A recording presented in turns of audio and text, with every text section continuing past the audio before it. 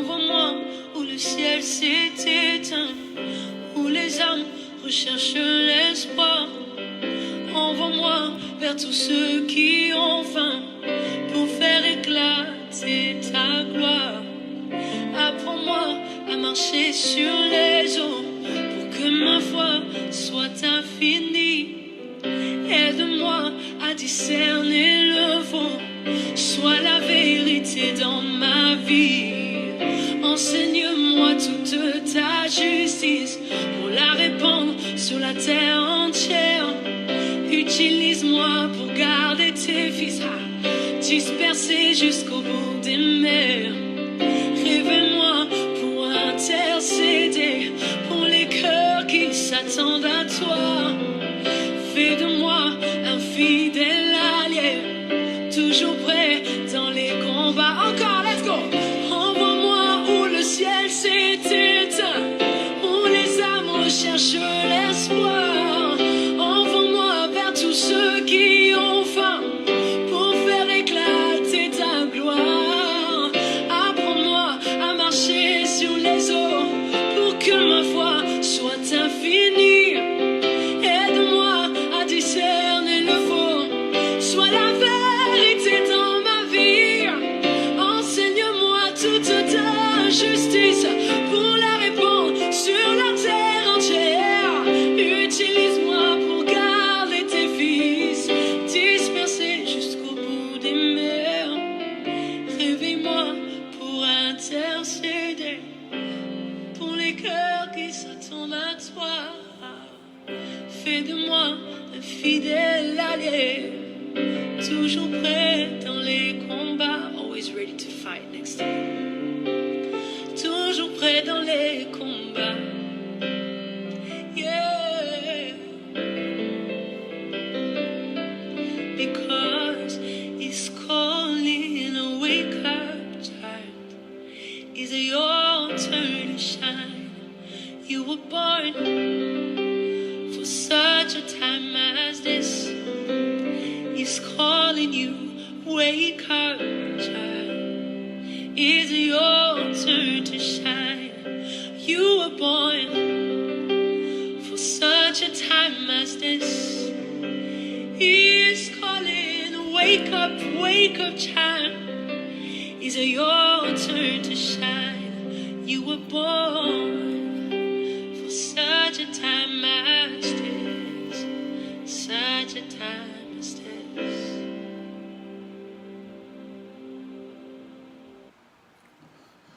Bonsoir, ça va bien, bien dormi. Comment la journée s'est passée? Que la paix de Dieu soit avec vous. Oui, bonsoir mon frère Maldini, comment ça va? Je n'ai pas de l'insomnie, mais bon, j'ai voulu passer un peu de temps de prière avec vous. Quelques temps un moment d'exhortation, puis on va prier un peu. Amen. Que Dieu vous bénisse. Ceux qui vont voir la vidéo le matin, que Dieu vous bénisse. Dans ces derniers temps, on n'a pas trop de vidéos parce que nous préparons une croisade du côté de Saint-Fra, une croisade d'évangélisation. Ça prend beaucoup de temps pour préparer la croisade. Mais bon, grâce à vos prières, Dieu nous guide et Dieu va nous soutenir et Dieu va faire que des âmes perdues, des personnes qui ne connaissent pas Jésus vont entendre parler de lui, ces personnes seront sauvées et vont accepter Jésus. Que Dieu vous bénisse davantage. Je voulais partager un jeune thème avec vous, un thème qui parle en ta faveur. Amen, qui parle en ta faveur. Et le premier passage que nous allons voir se trouve dans le livre de 2 Rois. 2 Rois chapitre 4 verset 1 à 7. 2 Rois chapitre 4 verset 1 à 7 qui nous dit ceci. Simplement qui nous dit ceci. 2 Rois chapitre 4 1 à 7. J'ai lu la parole de Dieu qui nous dit: une femme d'entre les femmes des fils des prophètes cria à Élisée en disant: ton serviteur mon mari est mort, et tu sais que ton serviteur craignait l'Éternel. Or, le créancier est venu pour prendre mes 2 enfants et en faire des esclaves. Verset 2. Élisée lui dit: que puis-je faire pour toi? Dis-moi. Qu'as-tu à la maison? Elle répondit, ta servante n'a rien du tout à la maison qu'un vase d'huile. Verset 3. Et il dit, va demander au dehors des vases chez tous tes voisins, des vases vides, et n'en demande pas un petit nombre. Verset 4. Quand tu seras rentré, tu fermeras la porte sur toi et sur tes enfants. Tu verseras dans tous ces pots et tu mettras de côté ceux qui seront pleins. Verset 5. Alors elle le quitta, elle ferma la porte sur elle et sur ses enfants. Il lui présentait les vases et elle versait. Verset 6, lorsque les vases furent pleins, elle dit à son fils, prends-moi encore un vase. Mais il lui répondit, il n'y a plus de vase, et l'huile s'arrêta. Alléluia. Dans ce passage, il s'agit d'Élisée, le prophète, avec la femme d'un de ses fils spirituels, probablement, qui vient vers lui et qui vient solliciter son aide. Elle vient solliciter l'aide du prophète Élisée. Et on dit, une femme d'entre les femmes des fils des prophètes cria à Élisée. Ce que nous n'oublions pas, que Élisée était un prophète qui avait, en son temps, la première école de prophètes. Et il y avait plusieurs prophètes qui venaient apprendre avec lui. Et la femme précise quelque chose au verset 1. Elle dit, ton serviteur, mon mari, est mort. Donc, son mari est mort. Quand on parle de la mort, c'est pas... il est mort, on l'a enterré. Ton serviteur, mon mari, est mort. Et tu sais que ton serviteur craignait l'Éternel. Amen. Donc, qu'est-ce que cela veut dire? Ce qui m'intéresse dedans, c'est que le monsieur, le serviteur de Dieu qui est mort, n'était pas n'importe qui. C'était quelqu'un qui aimait Dieu, qui servait Dieu. Et arrivé à un moment donné de sa vie, il n'avait pas assez de moyens. Et ça, il a contracté des dettes. Amen. Il a contracté des dettes. Le thème du message, c'est qui parle en ta faveur. Vous allez le voir en bas. Et il a contracté des dettes. Il n'a pas pu régler ses dettes. Puis il est mort. Quel malheur. Un homme. Il aimait Dieu. On dit, ce qui me plaît dans cette histoire, c'est qu'il aimait Dieu. Malgré qu'il n'avait pas d'argent, il aimait Dieu. Il a contracté des dettes. Il n'a pas parlé contre Dieu. Mais il servait toujours. Malgré qu'il n'avait pas assez d'argent pour subvenir aux besoins de ses enfants, pour les envoyer à l'école. Mais il arrivait quand même à faire quoi? À aimer Dieu, à faire le travail de Dieu. Que tous ceux qui servent Dieu, malgré les difficultés, que Dieu vous fortifie, que Dieu vous bénisse. Amen. Et qu'il rende votre vie facile. Et le monsieur est mort. Et on dit quoi? Et tu sais que ton serviteur craignait l'Éternel. Or, le créancier est venu pour prendre mes 2 enfants et en faire des esclaves. Non, il est mort. Le créancier vient, il prend ses 2 enfants, il fait d'eux des esclaves. Donc ça veut dire quoi? Les enfants valides que ce monsieur, cet homme de Dieu a laissé à sa femme, ces enfants-là ne vont pas pouvoir travailler pour nourrir leur mère. Ces enfants vont aller travailler gratuitement. Pas seulement gratuitement, mais ils vont aller travailler comme esclaves. Donc, ils vont faire toutes sortes de travaux. Amen. Mais sans être payés. Alléluia. Sans être payés. Vous voyez? Et sans être payés. La situation c'est difficile. Et elle s'en va croiser le père spirituel. Elle s'en va croiser Élisée. Elle dit, Élisée, voici, papa, voici ton serviteur, mon mari, il est mort. Il est craignait Dieu, il t'a servi, papa. Il a fait beaucoup de choses et il est mort. Il a contracté des dettes. On ne peut pas rembourser les dettes. On a pris nos enfants encore pour être des esclaves. Il dit, voilà, voici la chose. Fais quelque chose pour nous. Et on dit, Élisée dit au verset 3. Il dit au verset 2. Élisée lui dit, que puis-je faire pour toi? Vous savez, pour que quelqu'un parle en ta faveur, il faut que tu aies des idées claires. Amen. Il faut que tu aies des idées claires. Il faut que tu lui expliques ton problème pour qu'il parle au roi. Élisée était la courroie de transmission entre la femme et Dieu. Parce qu'il était leur père spirituel. Amen. Il était leur quoi? Leur père spirituel. Il dit, que puis-je faire pour toi? Amen. Et il dit, dis-moi, qu'as-tu à la maison? Il lui demande, que puis-je faire pour toi? La femme ne répond pas. Il dit, bon, tu as quoi à la maison? Elle dit, ta servante n'a rien du tout à la maison qu'un vase d'huile. Vous voyez, elle dit qu'elle n'a rien du tout à la maison qu'un vase d'huile. Vous savez, il y a des choses qu'on ne considère pas. Il y a des choses qu'on ne considère pas, qu'on voit comme des choses insignifiantes. Amen. Mais on ne sait pas ce que ces choses peuvent faire. Elle dit, ta servante n'a rien du tout à la maison. Qu'un simple vase d'huile. Un simple. Qu'un vase d'huile. Et un truc insignifiant. Un vase d'huile. Nous allons faire quoi avec un vase d'huile? On n'a rien. On n'a pas d'argent. On n'a pas de vêtements. On n'a rien. Mais il y a une chose que tu as. Je ne sais pas qu'est-ce que Dieu t'a donné ce matin. Dans ta vie. Moi, je vais être celui qui parle en ta faveur ce soir.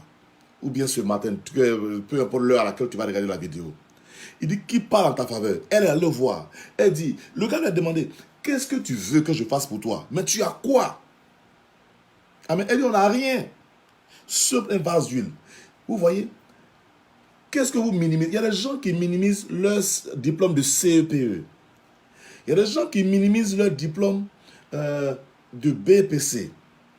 Il y a des gens qui minimisent leur diplôme, le bac. Il y a des gens qui minimisent leur CAP. Il y a des gens qui minimisent la formation qu'ils ont eue à l'école, ou bien la formation de couturière qu'elle a eue. Il y a des gens qui minimisent leur petite formation de plombier. Il y a des gens qui minimisent, en tout cas, il y a des gens qui minimisent des choses dans leur vie. Quand est-ce que tu vas minimiser la chose que tu crois être petite? Quand est-ce que... combien de fois tu minimises ces choses?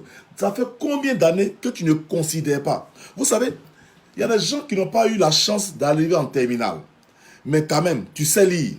Savoir lire est une chose importante dans la vie de quelqu'un. Quand tu sais lire, tu peux prendre un calepin, tu peux écrire, tu peux, comment on appelle ça? Tu peux lire une Bible, tu peux lire un document, tu peux t'instruire. Amen. Pourquoi on parle à votre faveur? On va vous demander d'abord, qu'est-ce que vous avez? Amen. Qu'est-ce que vous avez? Pour qu'on parle à votre faveur, il faut que vous sachiez ce que vous avez. Et nous avons qu'un seul chose, un peu d'huile. L'homme de Dieu lui a dit, va prendre tous les vases qu'il faut. Le peu d'huile que tu as, il peut remplir plusieurs bassines. Elle peut remplir cette petite bouteille d'huile-là. Elle peut remplir plusieurs bassines. Et il dit, ne prends pas de petites bassines, prends de grandes bassines. Je vais dire à quelqu'un, ce que tu as fait peut te propulser. Et moi, je vais parler en ta faveur pour que tu t'accordes une grande intelligence, une grande sagesse. Alléluia. Amen. Pour que Dieu t'accorde une grande sagesse. Ne crois pas que ce que tu sais ou même ce que tu fais n'a pas d'importance. Mais ça a de l'importance quand tu accordes de l'importance. Parce que le Dieu que nous prions, Amen, le créateur des cieux et de la terre, quand tu prends Genèse chapitre 1, verset 1, on dit au commencement la terre était informe et vide. La terre n'avait pas de forme. Elle était vide. On dit qu'il y avait des ténèbres qui étaient à la surface des eaux. Il y avait un abîme. Non, il n'y avait rien de signifiant. Mais il y avait une chose qui était importante. L'Esprit de Dieu se mouvait. Donc c'était la seule chose qu'il fallait avoir. Même dans le chaos, l'Esprit de Dieu peut transformer le chaos en une chose stable. Amen. Des choses informes. L'Esprit de Dieu peut donner des formes à une chose qui n'a pas de forme. Ce qui était un gouffre. Il y a des gens qui sont comme des gouffres.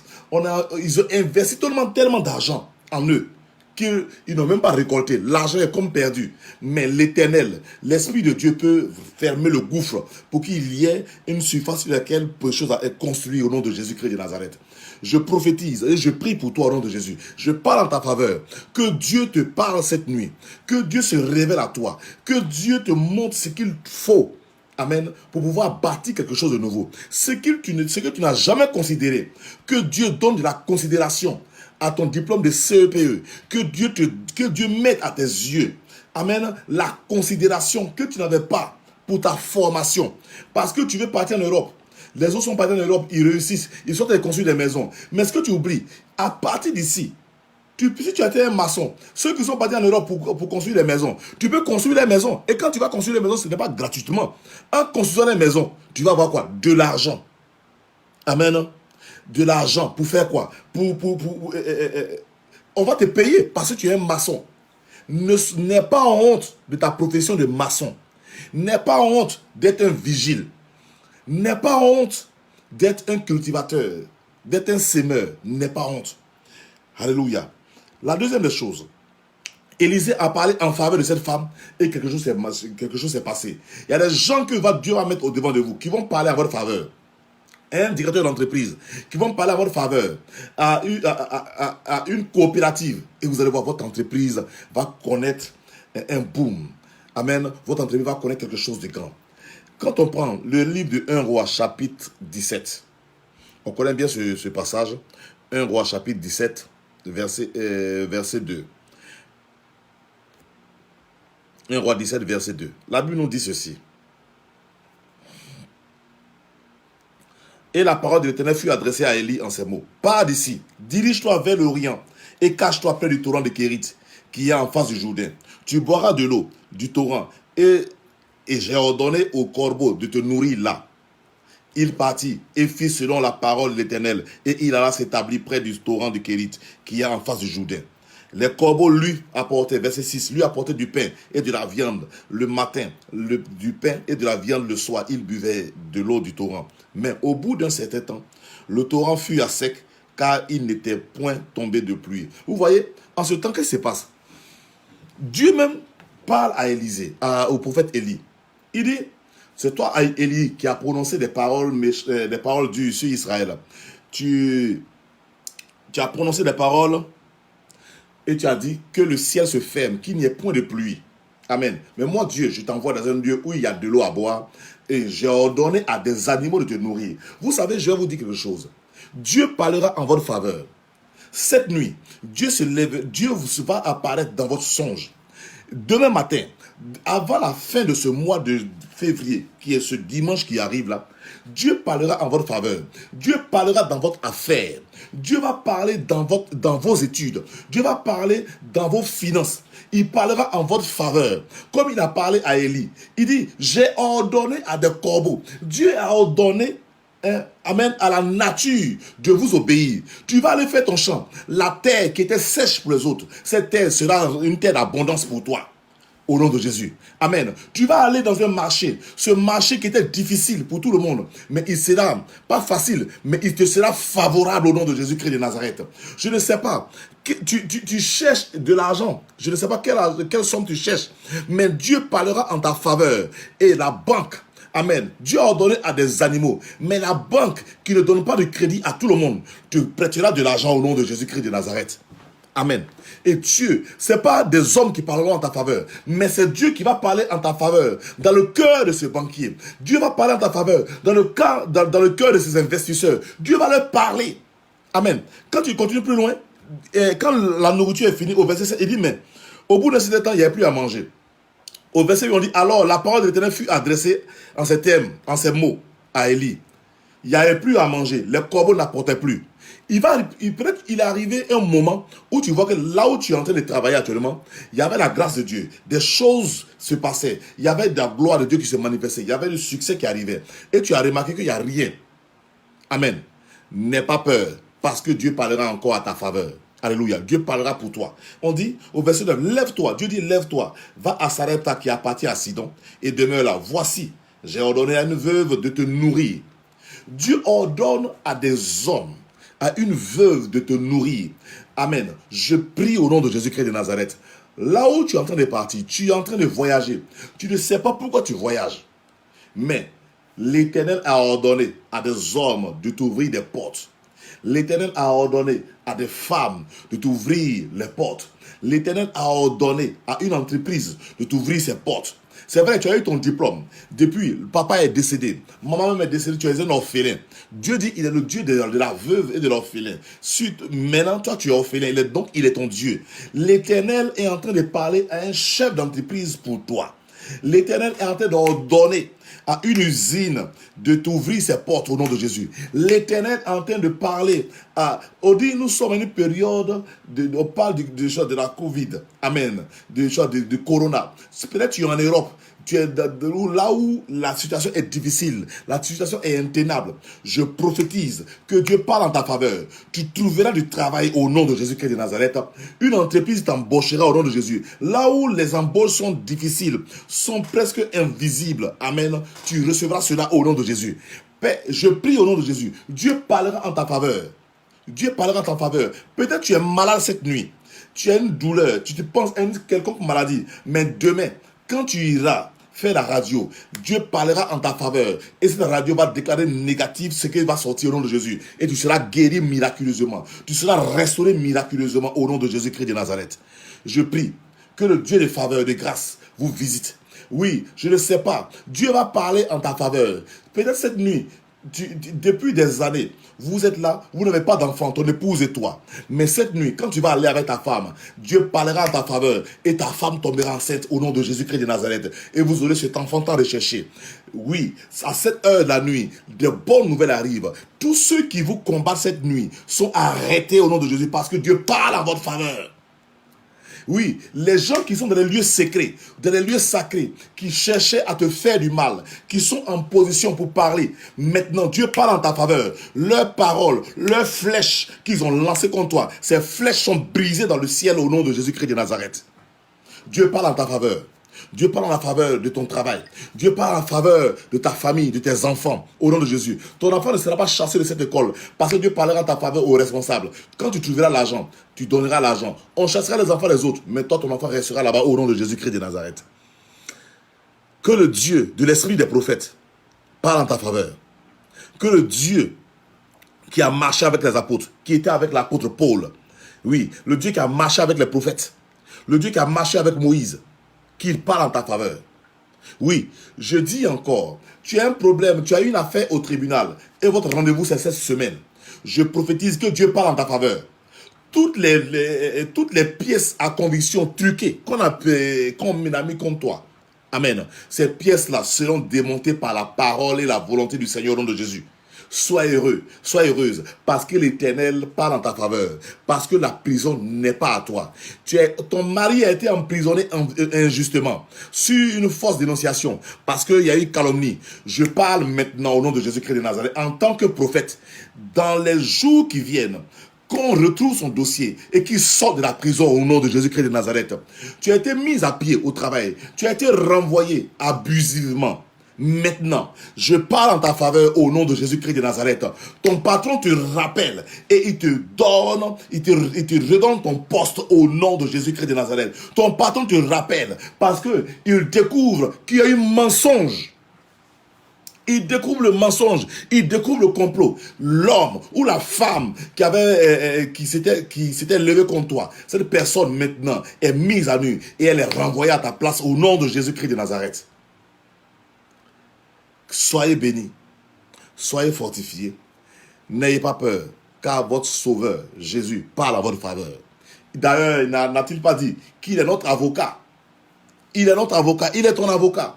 Un avocat parle toujours en faveur de son client. Oui, nous sommes les clients de Jésus, mais en plus, nous sommes ses frères, nous sommes ses enfants aussi. Il y a tellement de mystères cachés dans le christianisme, dans notre attache avec Dieu, dans notre alliance avec Dieu. Oui, tu peux être un client, il est ton avocat, il intercède toujours auprès de Dieu. Il parle en ta faveur.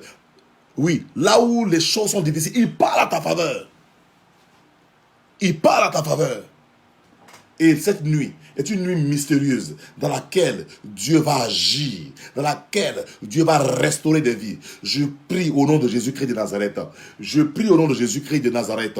Là où des gens masqués, des gens méchants allaient attaquer ta maison cette nuit, maintenant je parle en ta faveur, que des anges les déroutent au nom de Jésus. Si des gens avaient prévu venir te voler cette nuit, ils dorment dans un profond sommeil dans lequel il ne va pas se réveiller au nom de Jésus-Christ de Nazareth. Amen. Soyez bénis. Soyez fortifiés. C'était le prophète Déo dans un moment de prière. Alléluia. J'étais là, j'ai voulu prier, puis bon, Dieu m'a inspiré, j'ai voulu qu'on prie ensemble. Soyez bénis, soyez restaurés. Et je crois que demain, si Dieu le permet, on peut être là encore pour prier pour vous. Priez pour la croisade vent de guérison à Saint-Fra. N'oubliez pas, la croisade vent de guérison Saint-Fra du 10 mars, mercredi 10 mars, jeudi 11 mars, et le vendredi 12 mars, de 17h à 22h. Ça sera un temps glorieux. Dieu va se manifester. Ça sera un vent de guérison. Que Dieu vous bénisse pour ceux qui nous soutiennent en prière. Que Dieu vous bénisse pour ceux qui nous aident. Car notre avocat Jésus parle déjà pour nous. Il parle déjà en notre faveur. Soyez bénis. Et je prie pour tous les corps habillés. Que Dieu vous protège. qu'il n'y ait point de mort cette nuit au nom de Jésus. Je prie pour toutes les femmes, je parle en faveur de toutes les femmes qui vont accoucher cette nuit. Que Dieu parle à votre faveur au nom de Jésus-Christ de Nazareth et qu'il n'y ait point de mort dans les maternités, sur toute la Côte d'Ivoire. Toutes les femmes qui seront en travail cette nuit, je parle à votre faveur. Je parle au roi des rois. Oui, vous serez sauvés cette nuit au nom de Jésus. Si ta femme était déjà en travail et puis tu me vois en direct, je prie que cette hémorragie qui devait arriver s'arrête au nom de Jésus-Christ de Nazareth. Elle n'aura pas. Cette hémorragie va s'arrêter. L'enfant va vivre au nom de Jésus-Christ de Nazareth. Soyez bénis. Soyez délivrés, soyez restaurés et que la paix de Dieu soit avec vous. Bonne nuit et à demain. Alléluia. Demeurez bénis au nom de Jésus-Christ de Nazareth. Amen.